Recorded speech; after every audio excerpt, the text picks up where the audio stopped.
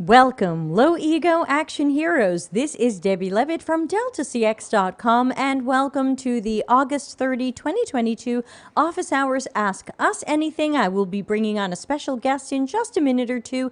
If you have questions, start getting them in there. You can put them in the live chat. I'm monitoring all the chats, or you can go to deltacx.com/links, scroll down and find where it says send in a question for Tuesday office hours. We are here answering your questions for the next hour. But first, as always, let's give a quick thanks to everybody who has pressed the join button over on LinkedIn. Sorry, on YouTube. You can't join on LinkedIn. That's no fun.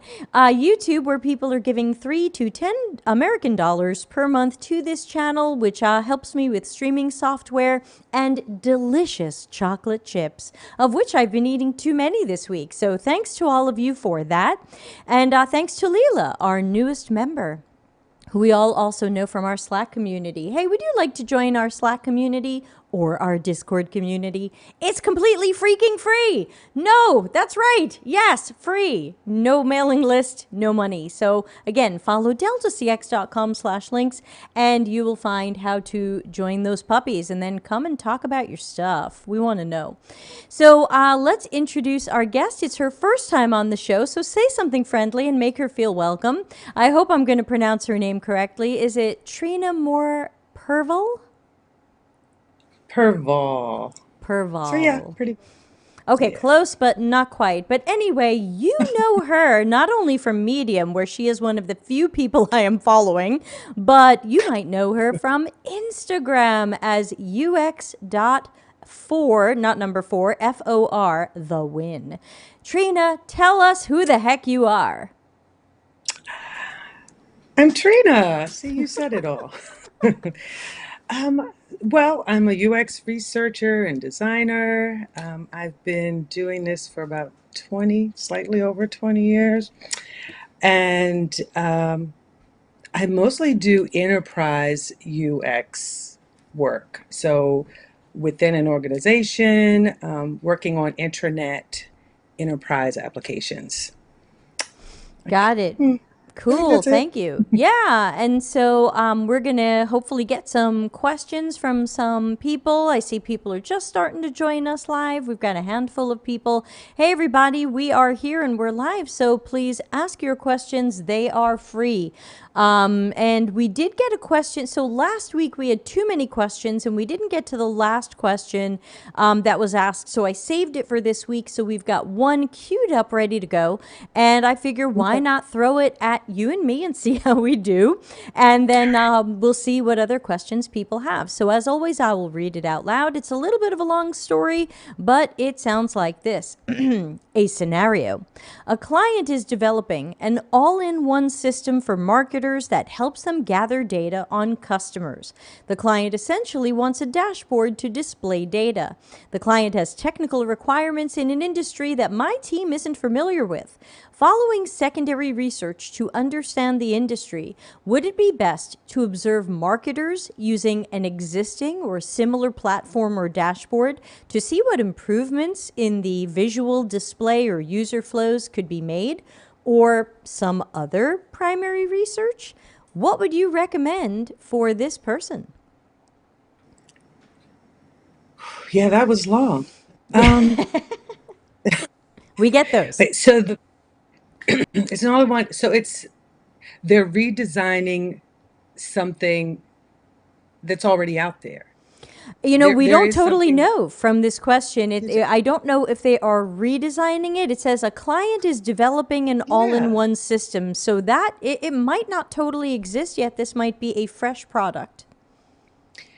Yeah. Well, if they are doing a redesign, I would recommend watching people use what is there already to understand what works, what doesn't work, what they want to avoid, what they want to replicate or improve. But if it's new, I would interview. I would do user interviews or contextual interviews and understand uh, how they're currently doing whatever it is you're about to automate. yeah, find any gaps that you can fill, and then do some prototyping, and then watch them use those prototypes. Yeah, I think with the information we have. Yeah, that's right. Sometimes we get half a story and we have to just go for it. Thanks to Josh for subscribing. I hope you're watching live, and hey, we should have you in the hot seat at some point. So yeah, I think the main thing I would add to that is just be careful of some of the secondary research. Sometimes people don't always get the best information. If you are trying to learn a new domain, and especially if your client knows you are learning their domain, you might want to check with the client on some of the resources that they recommend, just so you're not Googling generally for industry information and finding things that are controversial, outdated, flawed. You Mm. know, make sure I would want to also have domain knowledge, but get the client's perspective on domain knowledge as well. See if they have any workers who you can talk to for a couple of hours and learn about the domain from them.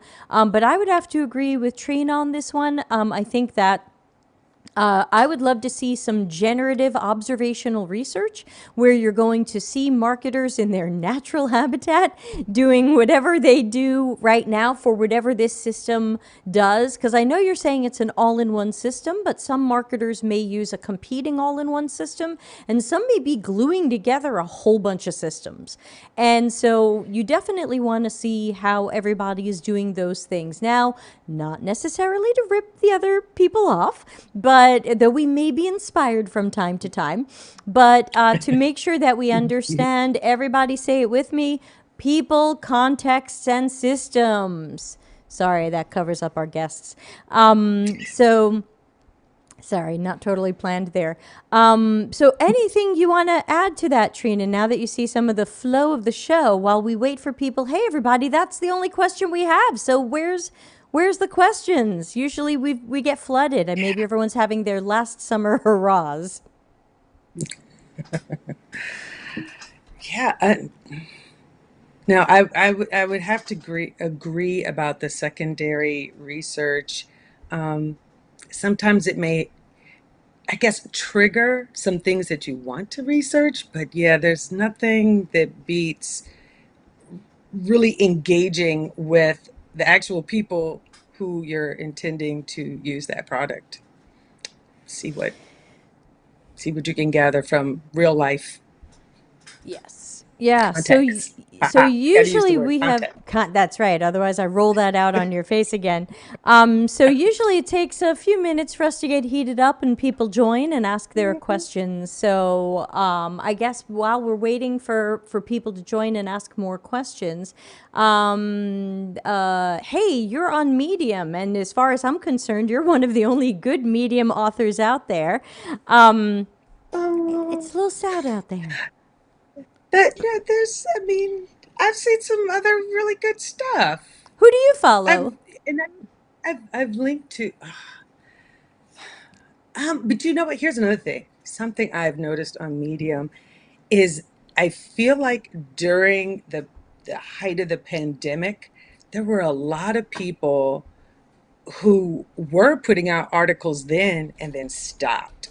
So in 2020, 2021, and have now stopped. I mean, people that I follow on Twitter and LinkedIn, and then I happen to look them up and I'm like, oh, they are on Medium.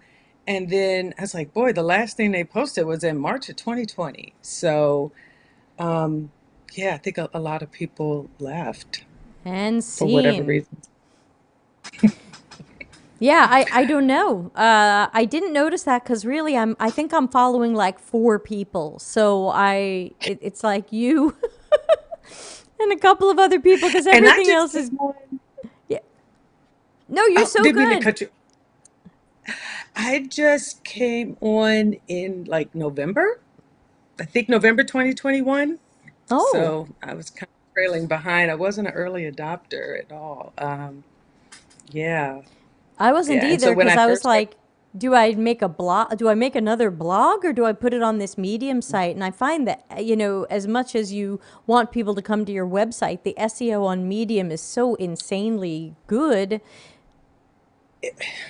yeah, Yes, that's you're finding yeah. that too. I did create a blog, and then yeah, I didn't see a lot of traction because yeah, the SEO.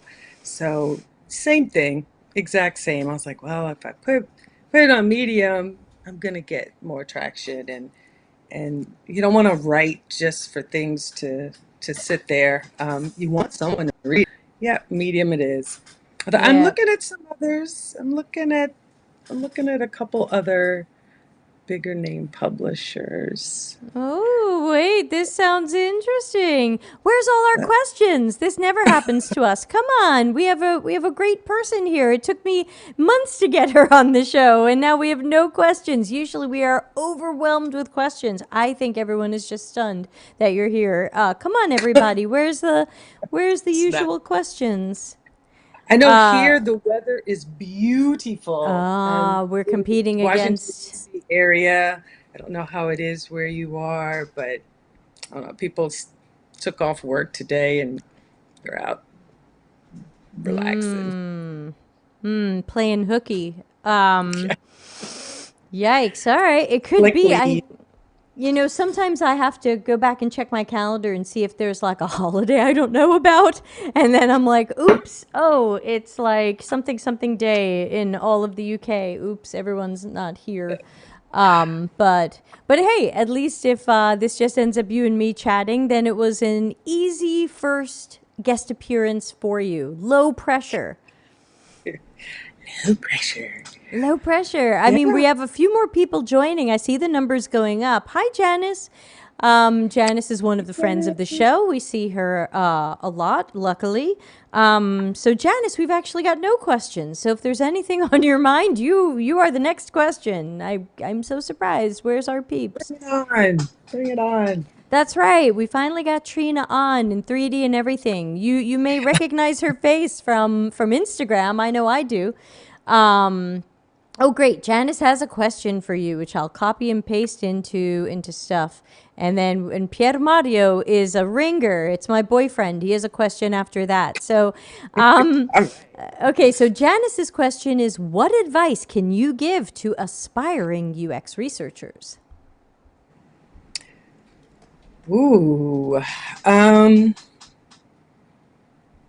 wow. First thing to come to mind is I feel like um, it's it's harder to find resources on research. So I definitely think there needs to be some resilience in looking for resources to learn about in comparison. So it's relative. So in comparison to UX design, there's a lot less resources about research, which is kind of odd since that is supposed to be the crux of UX. Agreed. Um, yeah, interesting. Um, what else? Aspiring researchers.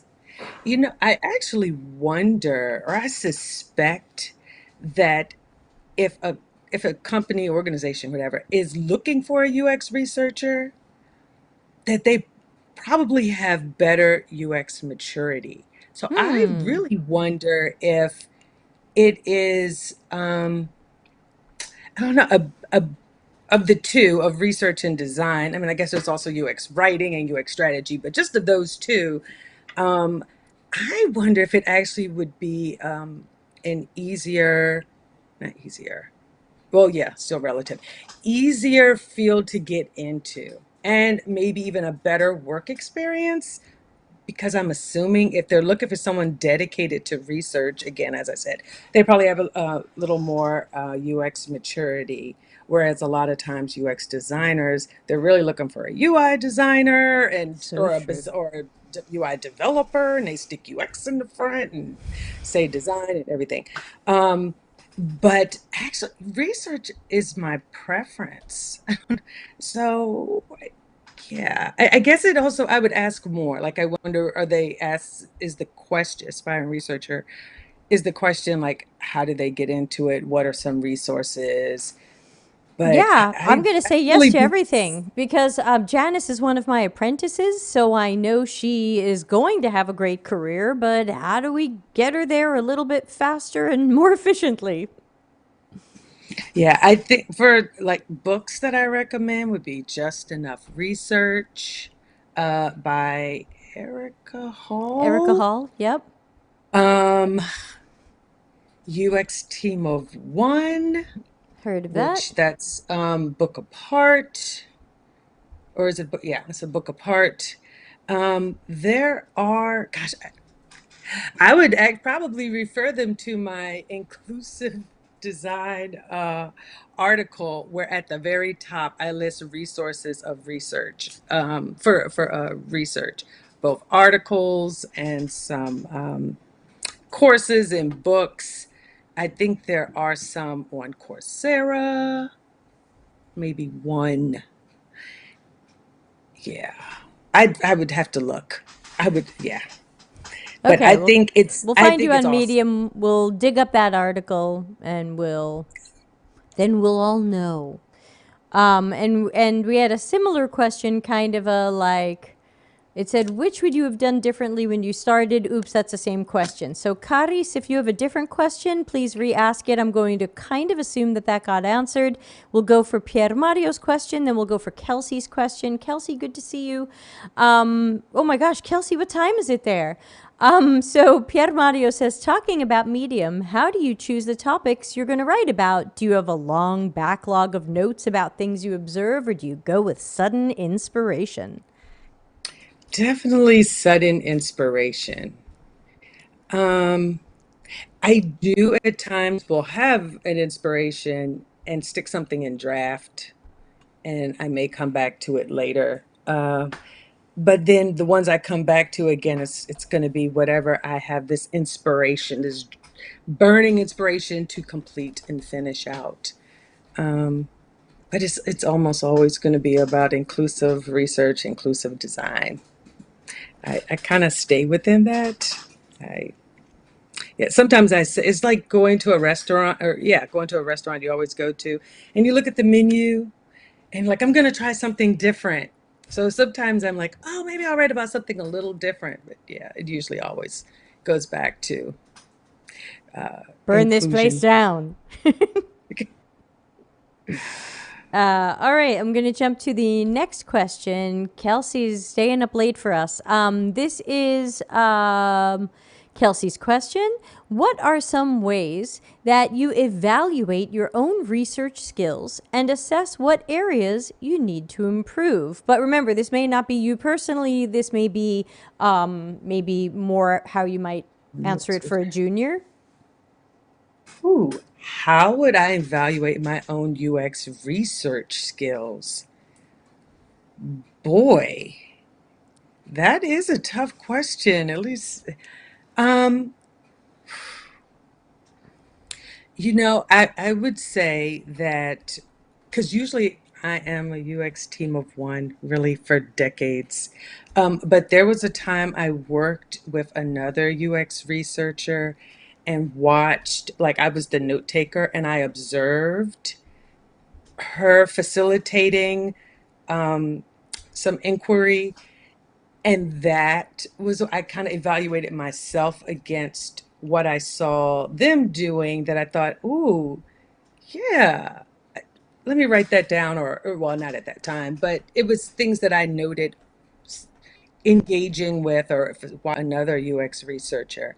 But I definitely think it's good to engage with or connect with other people that are in that same field that are also doing UX research, and discussions with them about their lessons learned and such. Maybe even if I had the opportunity, I would have another UX researcher be my note taker. And so they're right there watching things I do, and we would do a debrief afterwards. I just haven't had the pleasure of that so far, the opportunity. Yeah, and what I would add to that, and Janice, I see your question. I'm going to put it at the end because we just got a bunch of questions in through the anonymous stuff at deltacx.com/link. So we'll add Janice's to the end. But what I would add to this is, especially when you're starting out in research, maybe junior or mid-level, you don't even know what you don't even know. It's hard to Mhm. assess. You know, how good are you at opera singing? You don't even know. So I would say make sure you get some sort of mentor or coach who is an Mhm. expert and has extensive experience and can assess you. Self-assessing is really hard because, again, Yeah. you don't even know what you don't even know. So I would say see if you can get that mentor or coach to help. And I see Kelly's question. We'll put you at the end. Sorry, we've got a list. See, now it's getting hot. Now we're heating up. We have a list. We have a waiting list. All right. So let me put up the next question so we can just keep going through all of these. This one says, hi, if the research needs to be done, but the users are not comfortable to perform the task in person or remotely, what would you recommend? Ooh, sounds like some crabby users. Th- They're not comfortable performing a task in person or remotely. What is this task? I don't know how else, because remote unmoderated would be, is it the difference between remote moderated, because then that's kind of in person? Remote unmoderated then? Hmm. Maybe. Like some of the those tools that like user testing and UX tweak or whatever, that's Yeah. unmoderated. Right. So maybe that. Yeah, We because get some wacky yeah. questions here. Yeah, so this is a tough one, and I guess I would Take it take away, a. Debbie. Yeah, sorry, I'm going to jump on this, but I think that I would be taking a second look at my task. What have I asked people to do, and why isn't it comfortable? Is there something I've done here that has accidentally made people uncomfortable or just made them not trust you for some reason? I know that we had someone who was hanging out in the Slack a lot more a few months ago, and they were trying to come up with like a fake project to practice on, and they wanted to ask people how they come up with their passwords. And I was like, no, nobody should tell you that. That shouldn't be a question, and Hmm. nobody should tell you that. So, without knowing what this Hmm. research is about, and I'm not saying this is your Right. fault, but I'm saying let's take a second look at what you were setting up just to see if there is anything. And Kelsey says maybe they're not the right user. That's another good question too. Are we recruiting the right people? Wrong people. Yeah, Kari says keep recruiting. Eladia, I see your question. We're going to have to put you on the end of the list. We've got a long list today, but everyone's finally awake and we got mountains of stuff. This is another slightly wacky question. It says, I'm currently working for a startup, and I've worked from research to UI to UX to now marketing and content creator. Don't know if this is a good direction. That was the whole question. There's kind of not a question in there, but It's do you well, do you have any thoughts or advice for this person? sum up the ask. Like what? What's the call to action here? I don't. Research UI UX marketing. Is this a good direction? Is a good direction to where? So that would be my follow-up question. Yeah. A Right. direction to go to. Right. You're going I don't. somewhere, but we don't know where. And I also wonder if, cuz we don't know you, but are you accidentally a jack of all unicorns but maybe not that great at any particular one? Like, have you spent enough time doing any of these things to be super at them? Because startups very rarely, they sometimes do, but very rarely want deep work, quality work, thorough work. So are you doing surface level UI, surface level UX? Like I'm worried that you've jumped around to different things, but you might not have the depth and proficiency that you might think. Please don't forget the Yeah. model of my phases of proficiency flipped over as the iceberg model. You're doing some stuff up here in building blocks. That's the top of the iceberg, but underneath there's all this science and technique and strategy. And are you learning that? Are you doing that? Because you don't want to walk away feeling overconfident that you can do all these things when you've just been skating along the tip of an iceberg.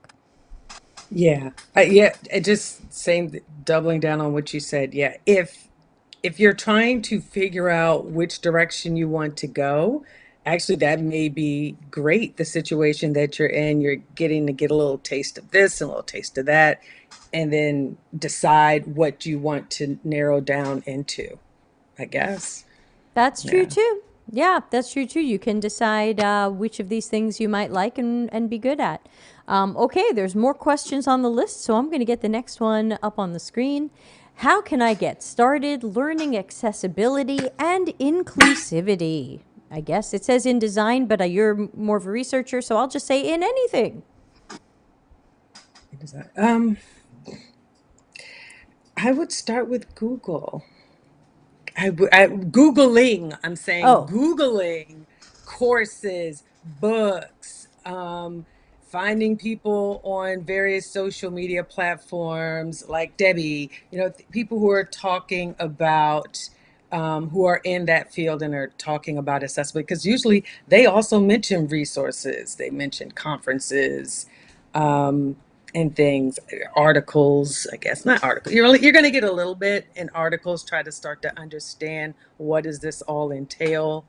And then, yeah, I would take some courses, to understand, to get a structured instruction about accessible design and inclusive design. yeah, I'm not a top expert in either of these. For accessibility, I tend to follow Sherry Byrne-Haber,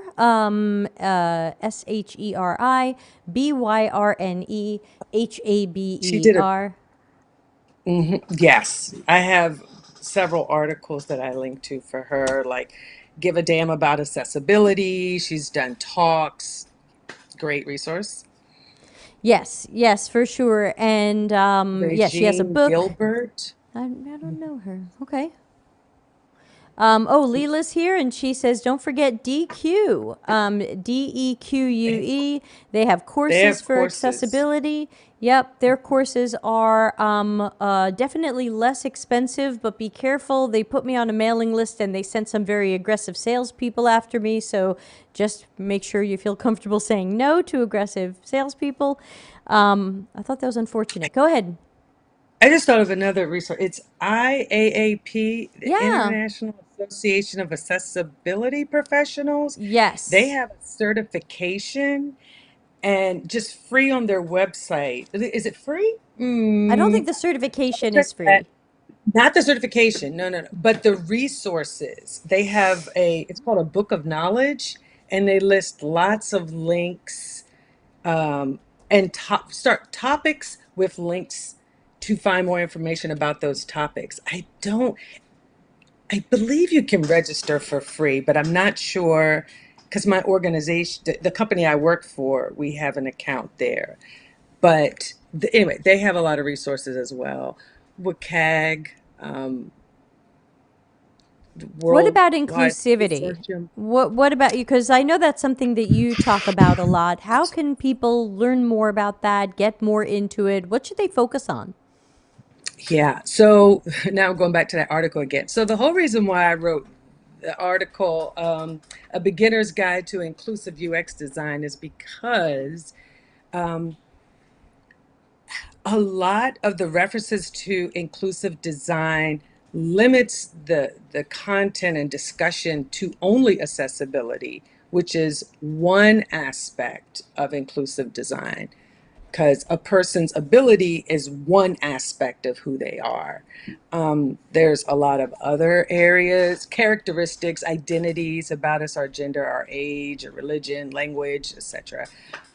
And all of those things should also be considered in design as they are relevant to the application.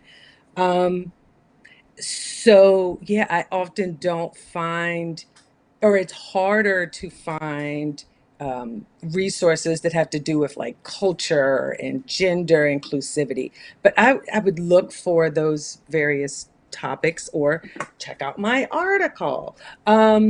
Like looking up inclusivity or gender inclusivity, inclusive writing, inclusive design, inclusive research, like literally search for those terms and look for, ones that talk about not just disabilities, but also all the gamut of social identities, again, age and gender and sexual orientation and language and religion and race and all of that.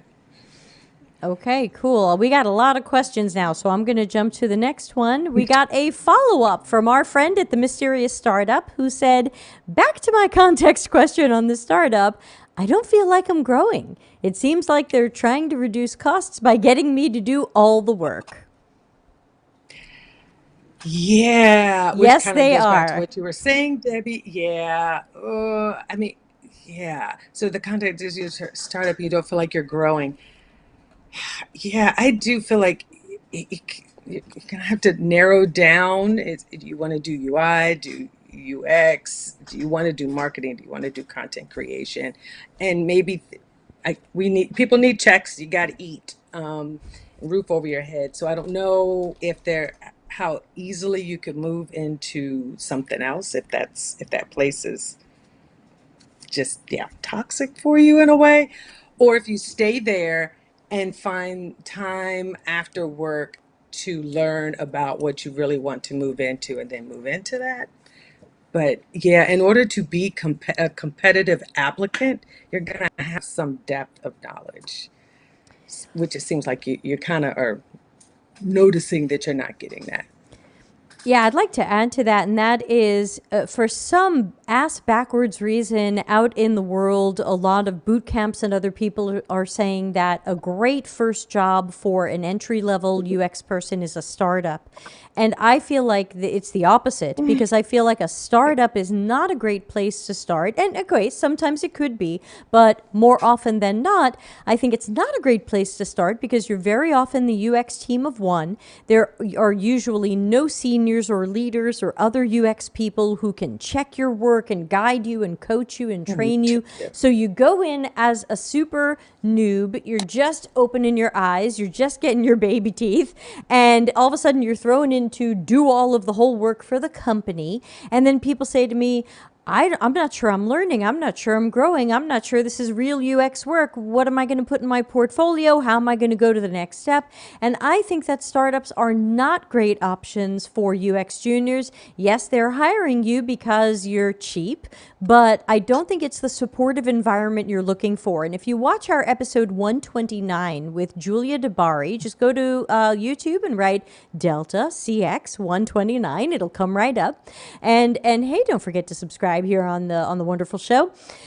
She talked about questions we can ask during interviews to make sure this is the environment we want to work in. So juniors going into startups, please stop being surprised that nobody is supporting you. They probably didn't promise you any support.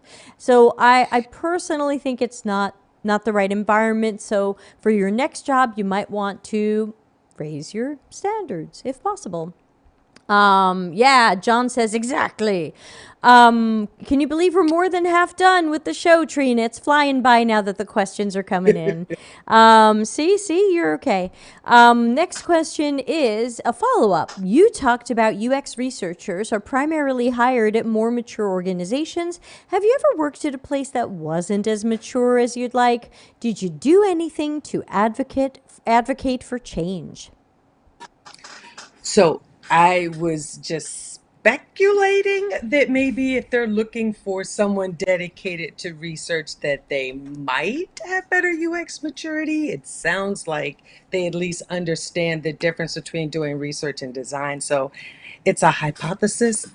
I'd have to research it and test it. But yes, I've definitely worked at places that and supported customers that don't get it, and I have had to try to explain what it is, find out what what matters to them, and then point out how UX supports the goals that they're trying to reach.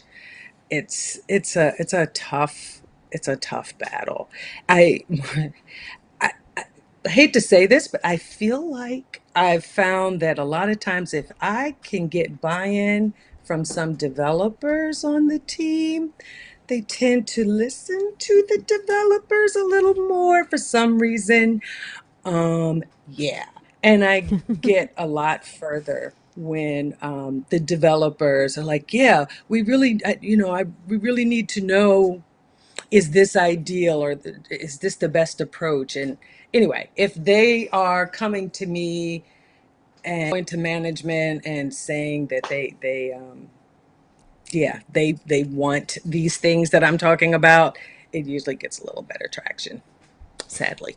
Yeah. And this one's out of order, but it makes for a good follow-up question. Let's ask Janice's question, which is, hey, thanks for sharing. I thought start Oh, my microphone's falling off my desk. That's why I'm going to work on that while you answer the question. Thanks for sharing. I thought startups would be really challenging for a UX newbie, almost like the odds are stacked against you. Would you say only the most talented would thrive in a startup? Only the most talented would thrive. I still feel like the level of maturity of the leaders in that startup is going to impact how much you thrive. They still could squelch your ability to do what you're trying to do, and trump recommendations that you're making. And it's possible you could still feel like, well, why did you hire me if you're not valuing my expertise? So I wouldn't say that it's automatic that someone with a lot of expertise is going to thrive in a startup. It really depends on the environment too. It's a definite factor. Yeah, and The sorry, my leadership. microphone's totally fallen off my desk, so I'm gonna be Oh like rock no. star and just holding it like this. Um, yeah, so it's not that I think that more talented people thrive at startups. I tend to feel like more experienced people thrive at startups. Like if you throw me and Trina in there, if we don't have a senior to help us or a lead to oversee our work, we're gonna be okay. And it's not that we're more talented, we just have more experience and we don't need that kind of oversight and stuff like that.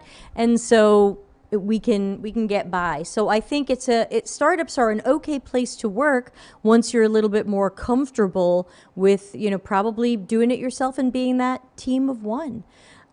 All right, let me find the next question and put it up, though. Oh, yeah, this was an interesting one. And I'm going to mute and try to connect my microphone back to my desk while Trina takes this one. So this one was, hey Trina, how do you confront and handle misogyny? If you experience this in your current role, or of course a previous role, we're not speaking about any company in particular, how do you vet clients to determine who has the awareness to nurture a healthy work environment? Why do I feel like this person might know me or something like that? It's actually massage noir. So it is the intersection of disrespect, discrimination. Let's just go with disrespect of both gender and race. Sorry, I didn't see that. I'm a little bit Yeah. obsessed with my microphone right now. Thank you. Massage Oh, noir. good. Okay, definitely take this one while I clamp my microphone back. Oh, yeah. So how do you vet clients? Oh, to determine who has the awareness to nurture a healthy work environment. Okay. So since I work for a contracting firm, I don't vet the clients. I just kind of get assigned to this client or that client. It's more like that. But if there are people on the team where I experience, yeah, I guess that's kind of off from what you were asking. But if more in the past, if I experience people on the team with that microaggressions and disrespect, I kind of just rolled over, you know. But now I have very low tolerance, and there are times I will just call a person out. Like, is there a reason why I need to vet this through that person? Whoever okay, so I'm actually drawing on an specific experience where I approached someone and um, they wanted me to vet my recommendation through another person who was the opposite of my gender and race, who had nothing to do with what it was I was recommending. So I just questioned them. In the past, I would just go on and just not rock the boat, make no waves. But yeah, it's tough. But if I can find I'm gonna just call it passive aggressive, like a roundabout way to call it out, then I will. Yeah. Oh, you're silent. And everyone's like, hooray! Um, yeah, obviously, I am only half qualified to answer that question since I don't have the noir side of things. I don't feel like I've run into a lot of misogyny in my work, but I do run into more of it in my speaking and social media presence. I find that Mhm. despite my alto voice and despite whatever, I'm still told that I'm ranty and I'm passionate, all the things that you usually don't say about a man. Mhm. Oh, she's Right. ranty, she's passionate. And it's like, but somehow I never get intelligent. I never get well prepared. I never get thoughtful or whatever. I get ranty, passionate, and emotional. So, Yeah. So then what do you do? Do you call it out or point it out? Some yeah, kind of way make absolutely. that situation a little uncomfortable for them as well, Well, without losing your job, right? depending upon who it is, I'm either calling it out really bluntly. Right. I've got this new graphic I've been working on. Sorry, it's going to cover you up. It is my variation of Graham's hierarchy of disagreement. And so if it's on LinkedIn, I'm just posting that and I'm going, find yourself on this pyramid. And Mm-hmm. so there's that. And but otherwise, if someone does it, I just say, "Hey, you're welcome to." And I've actually said this in like big meetings with executives. I say, "Hey, you're welcome to apply any adjectives you want to me if that makes you feel good, but I'm not those things." And it's awkward to say these things about me in this business and professional environment. I'm giving you a presentation of my work and you're telling me I'm antagonistic. You're paying me to tell you Mm-hmm. these things, and I'm telling you things you already know. So let's cut the adjectives. Yeah. But Trina and I probably don't have a lot of fucks left to give. Like we know what we're doing, and we know that Mm, if we had to walk away from a job, we might find another one. absolutely. Yeah. Right. Just apply a little discomfort there for them too. Right. Apply directly to forehead. Okay, so we've got four more questions and 15 minutes. We're probably out of time. Oh, Faces clenches fist in frustration. We're probably out of time for more questions, but we'll take these last four and let's see how we do with timing. This one says, do you have any suggestion on how UX designers can best support the researchers in their team, especially in companies with very low UX maturity? Thank you, Faye. Ooh.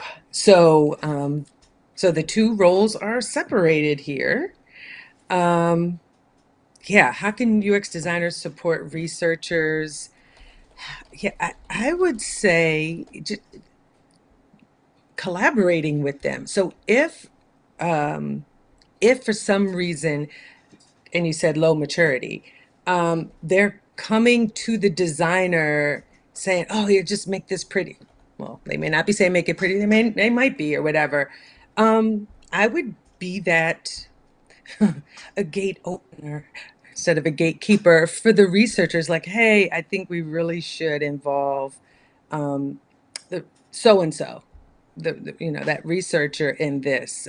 They can find out what works best. They can do some, is it guerrilla usability testing, or I can mock something up and provide it to them, and they can do, you can come up with questions that we want to find out to make sure to investigate if this prototype or design concept is ideal. I would if the designer is getting more attention than the researchers, I would do everything I can to support the researcher and put some spotlight on them and the value that they're bringing to that project. Yeah, totally agree. And if I could add something, I would say, Mhm. like Trina said, if you find that the researchers aren't getting that time or respect or understanding, or sometimes they just bring in researchers for usability testing, but not for generative research, then it would be great Mhm. for the designer to point out, hey, look, I'm kind of guessing here. I don't have the right Mhm. research insights and other stuff to do my best work. So, okay, I can try to design something, but just know it's not my best work, and maybe we should put that in our risk register. It would be so much better if you could give Trina 3, 4, 5, whatever it is, weeks for her to run a study that's going to answer not just my unanswered questions, but I bet you, product manager, product owner, engineer, stakeholder, business analyst, I bet you all have unanswered questions as well about users and their behaviors and their perspectives. Why don't we spin up some research on that? That would be awesome. And scene. Okay. All right. Let's take a look at our next question. And this one says, I'm a junior UX designer and I've worked only for contract positions. I'm going to apply for full-time positions. What are the hiring managers looking for in junior designers to hire them?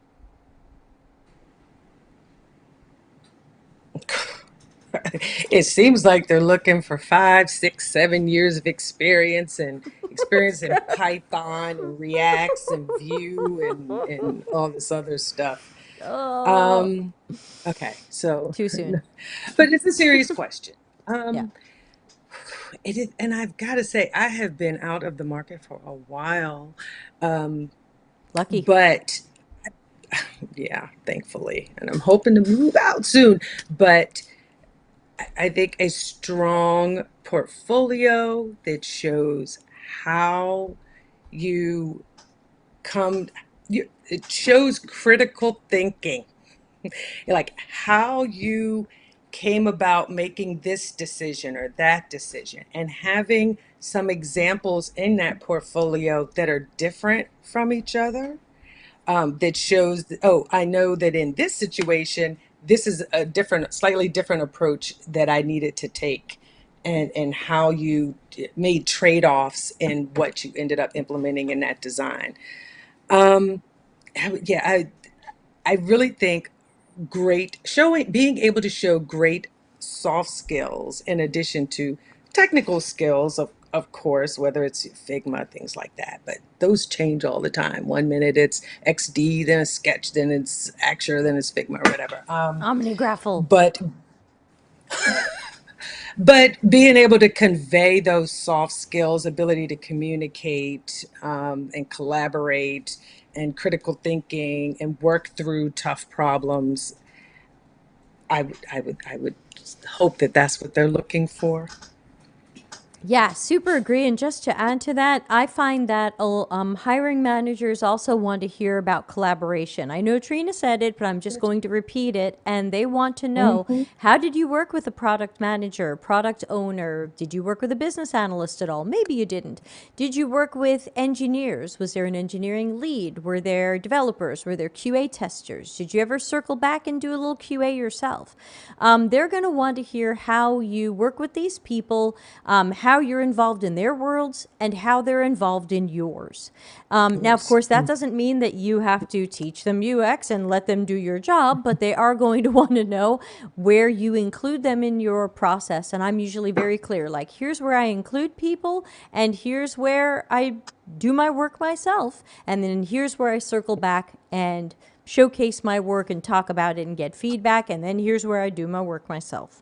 So I would probably say, in addition to what Trina said, or just kind of adding more detail, that collaboration piece seems to be a big one.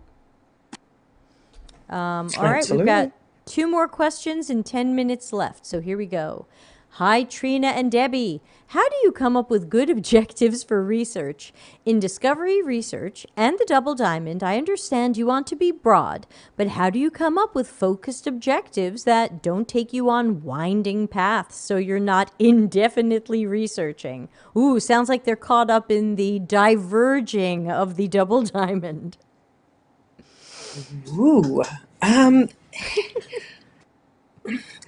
well, I mean, I guess first I would rule out anything that can be answered through whether it's design guidelines or your design system, right? Rule all those things out.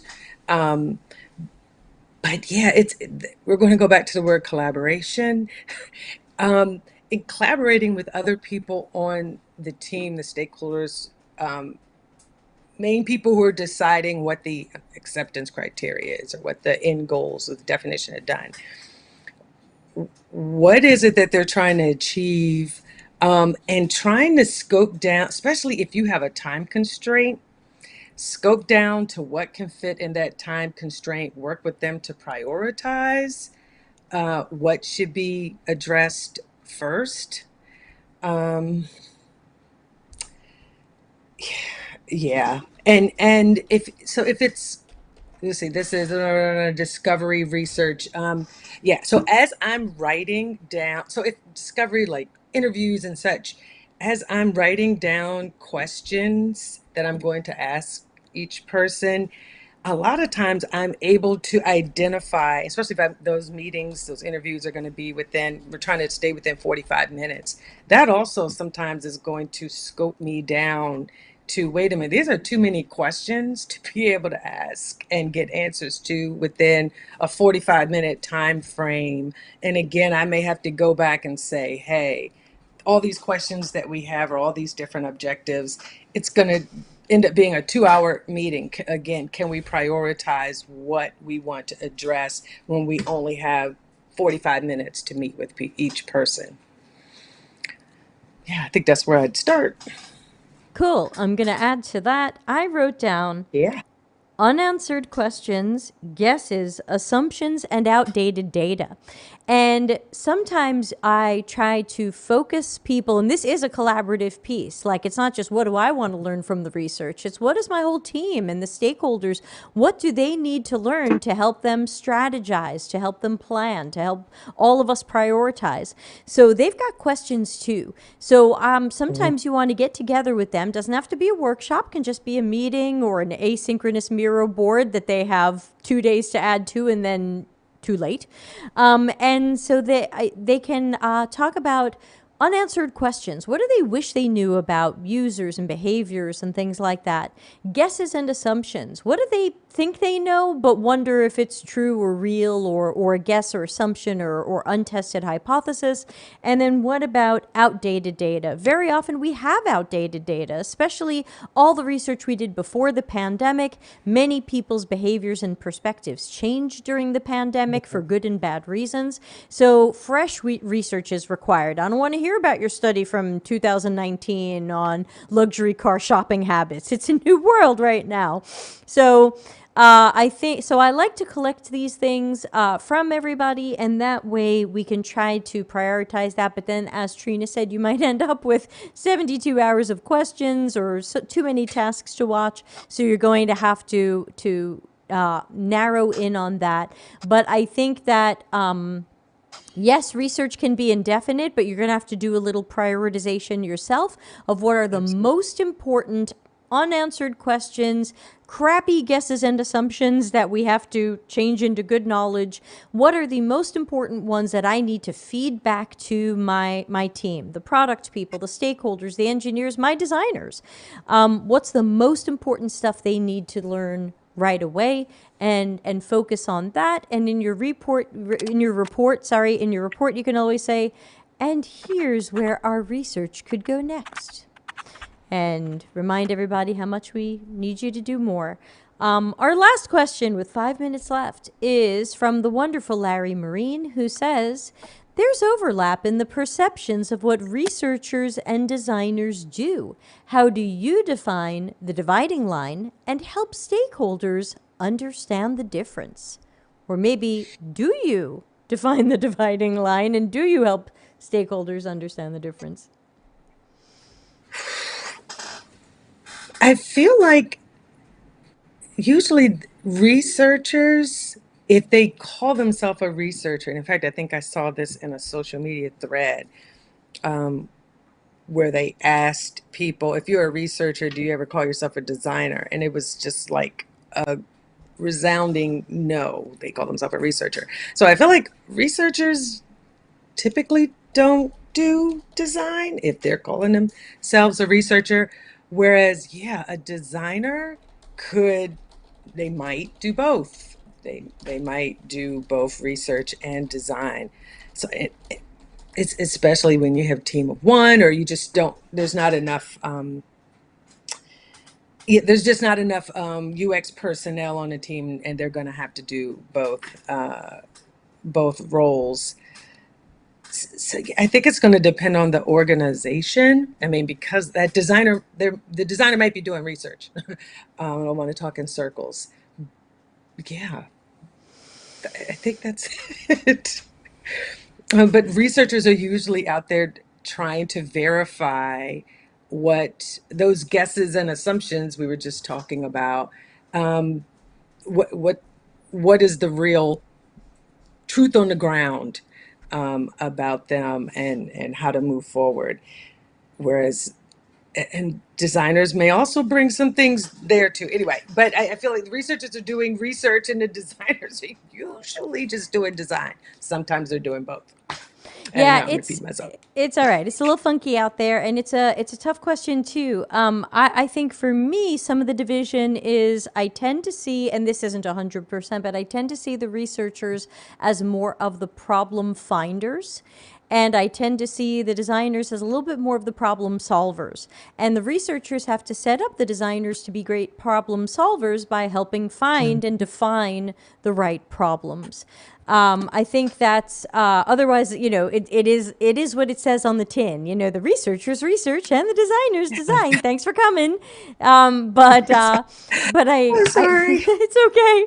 I think I know what Larry's kind of shooting for. So that's some of the things that I think. But have you ever had a situation where you had to explain to a stakeholder or somebody like, no, I don't design? Well, I guess you do design. That's the problem. So if you're researching and someone says, hey, and can you design it too? You're probably like, oh, yeah. Yeah, yeah, pretty That's the much. downside for some of us peeps. Yeah. So we've only got a few minutes left. Thank you so much for coming on the show. I hope everybody had as good a time as I did. I hope you had an okay time. And Trina, any last words? And of course, where can we find you? What's your social media, your LinkedIn? How do we find you? Oh, LinkedIn, Trina Moore Pervall, Medium, Trina Moore Pervall, or UX for the win, because I put both names on Medium. Twitter would be UX for the win. Where else? Substack. I have a newsletter there. That's also UX for the win. Website, uxforthewin.com. And yeah, lastly, Instagram would be UX dot for the win. Was somebody else UX for the win? There is. There is. And it's like, I think they were using that name for a bit and then stopped, it seems. Back in 2000. Oh, no, that's me. What are you talking about? Yes. Oh, I thought you said, was there somebody else? Like, No, it's you, UX dot for the oh, win on Instagram. Everybody follow. oh, Yeah, that's and great. then John says, this is my first office hour with you. I will be back. I hope so, John. It's good fun over here. And I want to remind people of the shows that are coming up. Tomorrow I'm going to be doing my slides on, is a UX research career right for you? Because if it is, let's help you get there. And if it isn't, let's help you find the right career for you, because maybe it's not UX researcher. Notice I'm not a genetic researcher. September 1st, Thursday, don't forget that's our live community free networking. If you're in Slack or Discord, just check the live events channel and we'll have a link there. Friday, of course, critical thinking stream. If you'd like to send something in for the critical thinking stream, just go to deltacx.com/links. Special thanks to my boyfriend Pier Mario for running over and clamping my microphone back to the desk. Also, next week we've got, I've got to see if our Tuesday guest is still up for it. And yeah, next week's shows are a little bit in limbo, so let me not tell you anything about those yet, and let's see what happens. But Trina, thank you so much for being here. Thank you. Yay. All right, then we're going to wave and say goodbye to everybody, and we'll see everybody soon. Bye. Bye. Customer centricity as business intelligence. Visit deltacx.com to learn why we are